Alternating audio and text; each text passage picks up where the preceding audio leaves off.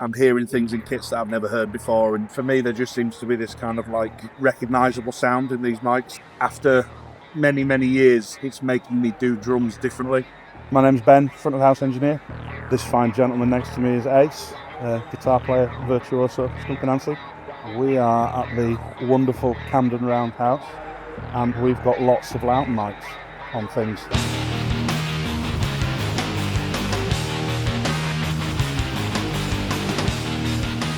We can start on the drums, if you like, seeing as we're over here. We started off with the snare mic after hearing loads about it, kind of really intrigued and wanted to try it, and instantly fell in love with it. There seems to be like a richness in the mid-range. Everything you would normally pull out, kind of put back in these microphones. We used those for a while and then thought, if that sounds that good, hopefully the tom mics sound that good, which they do.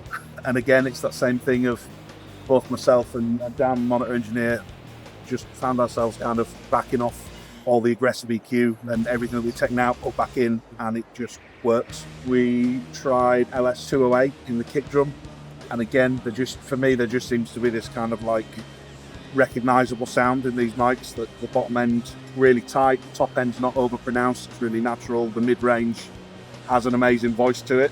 After many years, it's making me do drums differently.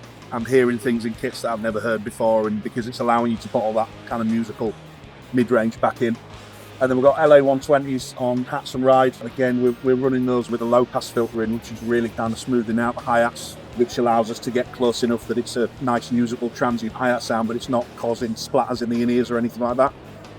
So we're having a wonderful time with them. So on the guitar rig, as you can see, some microphones, Ben will explain it, but my rig is a classic valve-driven vintage sounding rig. So we've got vintage greenbacks inside here. This was actually a very old cabinet. When I was young, I wanted one that looked like Randy Rhoads. So that's my Randy Rhoads cabinet. This is a custom-made Zilla cabinet that has vintage G12s in it. So I've got like the kind of like pre-Led Zeppelin crossed with a bit of Guns N' Roses, I suppose, in my sound. And it all goes through these valve amps. So there's a custom valve amp there. This one sounds like a bit like a Marshall 800, a 900.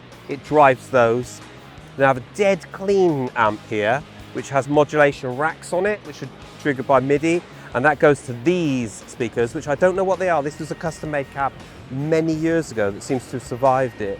But what I found is, because I'm playing on in-ear monitors, I'm not really listening to the Sage sound.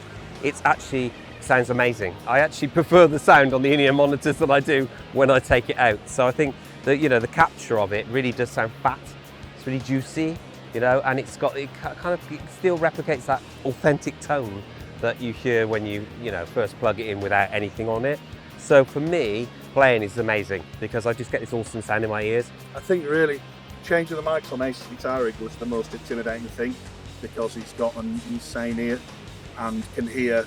He'll walk on stage in line check, and if a mic is a millimetre out of place, he'll tell you which microphone, which cab. I mean, it's kind of the acid test that this is the first tour we've really kind of shifted and used something different, and it's working really well. The 308 with the dynamic, we've kind of found that combination works really well together, and the rejection as well is amazing because we've got, like I said, different guitars, cabs are doing different things. So again, we've had problems in the past with bleed, with quite when he's on the kind of treblier, more top end heavy clean sounds bleeding into the distorted mics and things. So again, how tight the pickup pattern on the Lauten stuff. They're going back to the drums as well.